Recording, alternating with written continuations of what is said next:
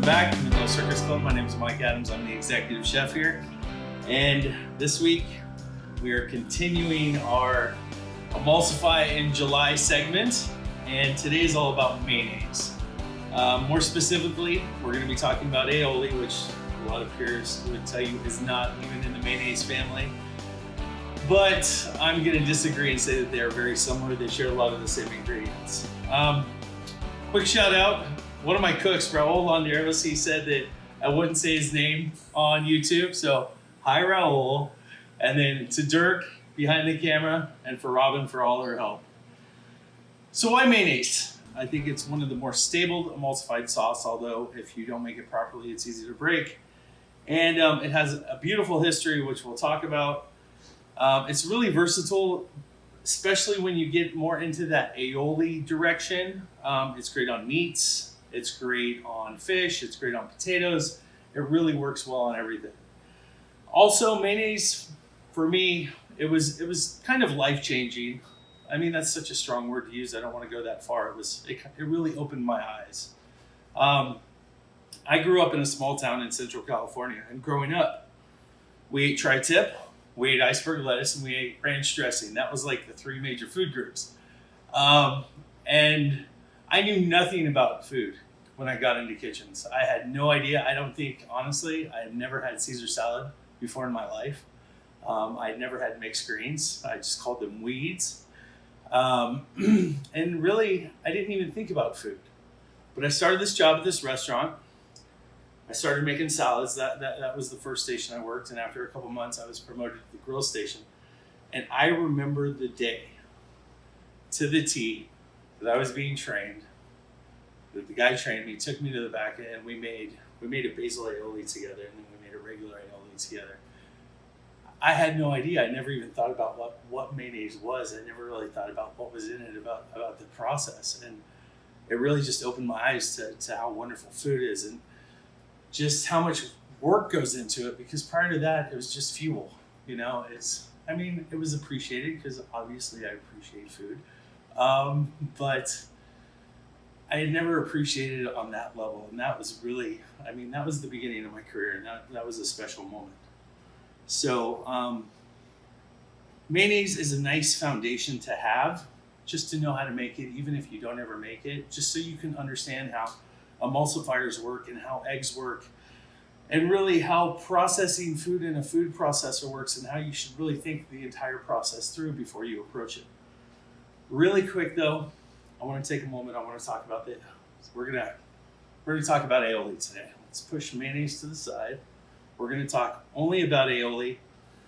And then later on, I'll discuss how you can work backwards to make mayonnaise. So aioli has been around for thousands of years. There's a lot of people, a lot of archaeologists, a lot of food history people who say aioli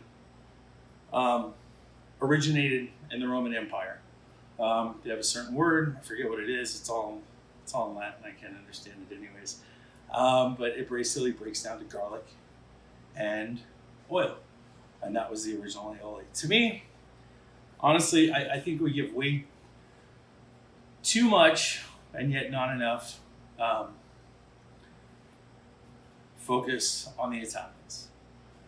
I've done a little research. I'm really into the history of food and how it's moved through society.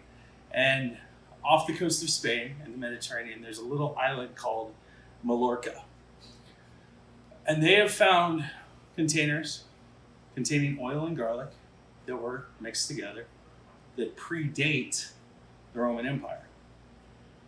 So originally aioli, if you look at the word A-I-L, which is French for garlic, L, and then aioli, if you rearrange the letters, that works out the oil. So it's garlic and oil. Traditionally, aioli in Mallorca, we're gonna take the romantic route. We're just gonna forget about Rome. We're gonna talk about Spain, and kind of how aioli moved and how it changed. So in Mallorca, and even in parts of southern France still to this day, they would make their aioli with just garlic and oil. That was all that was in it. So basically, you would take You would pulverize your garlic with a little bit of salt, and you would slowly add a drop of oil and a drop of oil and a drop of oil until you have this emulsified sauce. If you talk to people who have made aioli that way, it only works about 50% of the time before you break it. So people in Mallorca were doing it, and then people in Catalonia, which if you look at the island of Mallorca is here, Catalonia is on the coast over here. They picked that up and they said, this is good, but it's kind of difficult. It's always breaking on us. And if you look, there's a version of aioli in Catalonia that uses bread. And it's bread, and it's garlic, and it's olive oil. So what they did is they used the bread to stabilize it. Same process, just a little bit easier to make. Then, over time, people in southern France kind of picked it up. And they said, this is really good, but it still kind of breaks once in a while. So how do we do this? And what the people in France did was they removed the bread and they added potatoes. So the original aioli in southern France was potatoes, garlic, and olive oil, and it was a much stabler emulsion. And then somebody in Paris decided, you know what, we've got this beautiful mayonnaise, we're going to stabilize it with eggs. And they're like, well, hold on. Why can't we stabilize an aioli with eggs? And that's where you get the provincial aioli from. Now, there are people who are going to argue with me. There is something called veritable or véritable aioli in Provence, which is just oil and eggs. And there's an old French saying, I'm not going to try to pronounce it, that basically says, eggs have no place in aioli. So take it for what you want. Was it in southern France? Was it Rome? Was it Mallorca? Was it Catalonia? It doesn't matter. Aioli has a rich, very traditional history throughout most of that part of Europe. And it's just, once you know that history, you kind of appreciate it a little bit more. Our ingredients today. So we're kosher salt, like we always use. Eggs. Let's talk about eggs. First of all, disclaimer, eating raw eggs is dangerous to your health. I have to say that. So how do we fix that? Take a pot of water, 6 inches deep. Bring it up to a boil. Turn it off. Put your eggs in there for 1 minute. Scoop them out and put them in an ice bath. What that does is that's going to bring up the internal temperature of that egg above 140 degrees, which is the temperature that you need to basically kill any pathogens that might be in there. So do not use raw eggs. They're slightly pasteurized. Lemons. The amount of lemon juice that you use is going to change depending on the time of year. So lemons are a winter fruit, which means they're going to be sweetest in January, February, and early March. They're not a summer fruit, which means during those times they're not going to have as much sugar, which means they're going to be more sour during the hotter months of the year. So, that being said, during the winter months you're going to use more because they don't have the high acidity, and in the summer months you're going to use a little bit less. Now, when I say more or less, we're talking a teaspoon, a tablespoon. It's not noticeable unless you're doing this in large batches. Garlic. Try to get California garlic. It's grown down in Gilroy. It really is the freshest, best quality product. You can tell by looking at it. It's not as easy to get as you think. Read the bag. It is just a far superior product. The process of cleaning it is better, and it's just all around better for you. And a lot of times it's organic. Christopher Ranch, they're the biggest garlic producer in California. Great stuff. Olive oil. Now, when we made a vinaigrette last week, we did a mix of a neutral oil and an extra virgin olive oil. Same thing here. You can use extra virgin in this, but you're really going to taste it. It's going to be, depending on the oil, it's going to be overwhelming at times. So for me, this is 3 parts of pure olive oil and 1 part of extra virgin, or 3 cups and 1 cup. A little bit of water, and that's just in case the aioli starts to get too thick. So We'll talk about variations on this after we make the aioli. We'll give a quick talk about mayonnaise and we'll go from there. So, equipment. You can do it in a mortar and pestle. That's love. And honestly, that might be more love than I have for food. I love food, but that is a lot of work. You could do it in a blender. You probably do it with an immersion blender. You could even do it by hand with a whisk. If you were to just chop the garlic and then go from there. The best tool, in my opinion, to use is a food processor. Because in a blender, in emulsifications, you need to whip those oil particles up to get them to stabilize it into protein. Now, in a blender, you have a very small surface area in which to work. Mortar and pestle, it's just a lot of work. A whisk, it's a lot of work. But what you have with a food processor is a wide surface area that is going to expose more of that oil, and it's going to whip it better, and it's going to be a faster process, and it's just a little bit safer. So, first thing we're going to do is we're going to take our eggs. How many eggs, Chef? So this is 1 whole egg and 3 yolks. You want a little bit of white in there because it's some added protein that's going to help stabilize the emulsification. 6 cloves of garlic. The garlic, medium size. If they're large, use a little less. If they're small, use a little bit more. And about a tablespoon of salt. And I'm going to put that in, and I'm going to process that. Alright, so we're accomplishing 3 things right there. A, we're flavoring our eggs, which is essentially our water-soluble mixture like we talked last week. We are chopping up our garlic, and we're also frothing out our eggs a little bit. We're breaking the cell walls of the eggs up a little bit so that they expand so that they can take more oil. And at that point, we're going to squeeze in our lemon juice. And I would say 3 to 4 lemons, depending on the time of year. If you want to be a little bit more exact with it, a good baseline to use is 1/3 of a cup of lemon juice. If they are highly acidic, that is your baseline. So if they're a little bit sweeter, you go up from there. But the minimum amount of lemon juice you're going to use is 1/3 of a cup for this many eggs. Now, we're making a larger size recipe. This is going to yield about 5 cups, and I know what you're thinking. 5 cups of aioli, who needs that much aioli? Well, if you're cooking for a party at 12, you need that much aioli, but I'm going to show you what you do with the extra. So, we added our lemon juice. We're going to put our top back on. And we are very, very slowly going to drizzle our oil in. And I'm going to show you kind of the process and what to look out for.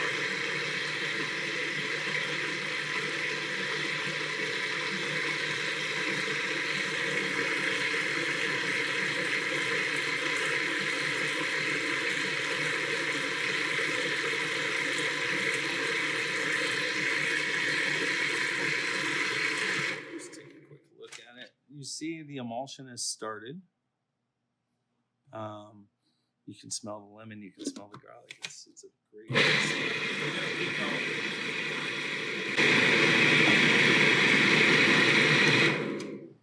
Now, if you look, it's already starting to ridge out, which means it's already starting to thicken up. Now, this is where you look. I've got about half of my oil left, but it's starting to get ridges, which means it's probably going to break before I can get that other half of oil in. So I'm going to add about a tablespoon of water to it. And see what the texture is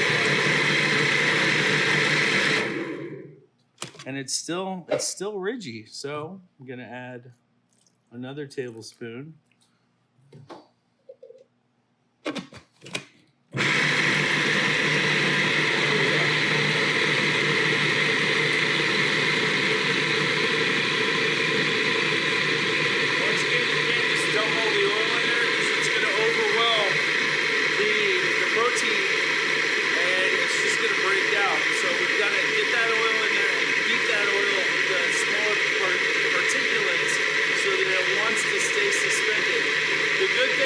egg yolks is they have a lot of protein in them, and so this is one of the more stable emulsions to make. Now, the only way to break this emulsion is with heat and adding too much oil to it.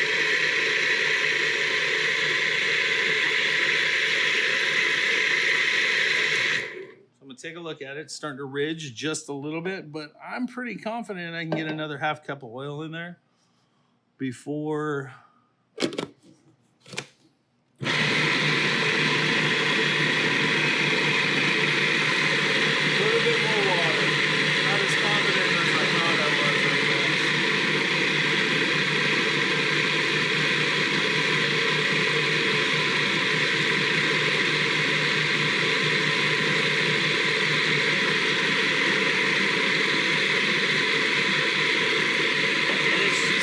guessing game, really. You just keep an eye on it. If you start to see a lot of oil particulates on top of the aioli, it's about to break. So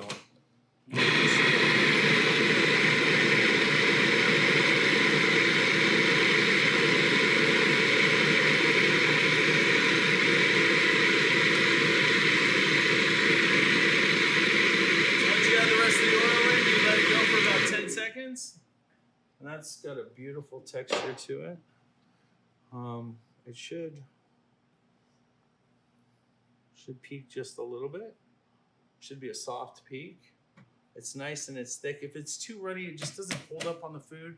If you're using it on a sandwich, it doesn't really hold up on the bread. No spoon needed. Thanks. It's a good chance to check the acid, check the salt, and you can adjust it from there. So let's talk about variations on this. If you remove the lemon juice and sub in champagne vinegar or white wine vinegar, remove the garlic and put a little bit of Dijon mustard in there, that's mayonnaise. It's that easy. It's that quick. You can add herbs to this: basil, oregano, soft herbs, dill, parsley, whatever kind of flavor profile you're going for. Spices, Aleppo pepper, saffron, I mean, almost anything, depending on the profile.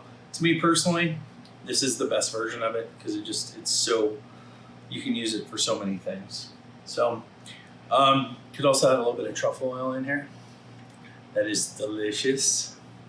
And yeah, so that is aioli. That is the mayonnaise group of sauces. And wow, so we made a lot really quick before I go. We made about 5 cups of aioli here. That's a lot of aioli. For dinner for 4, maybe 2 cups. So what do you do with the extra?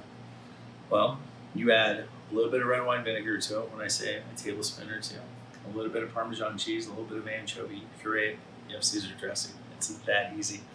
I've done it at home several times. It works really well. And you can just put it back in the Roboku, just throw it all in there, pulse it together, and you're good to go. So, MICHELA@menlocircusclub.com. I'm Mike Adams. We'll see you next week. I think we are tackling beurre blancs. White butter? What? See you next week.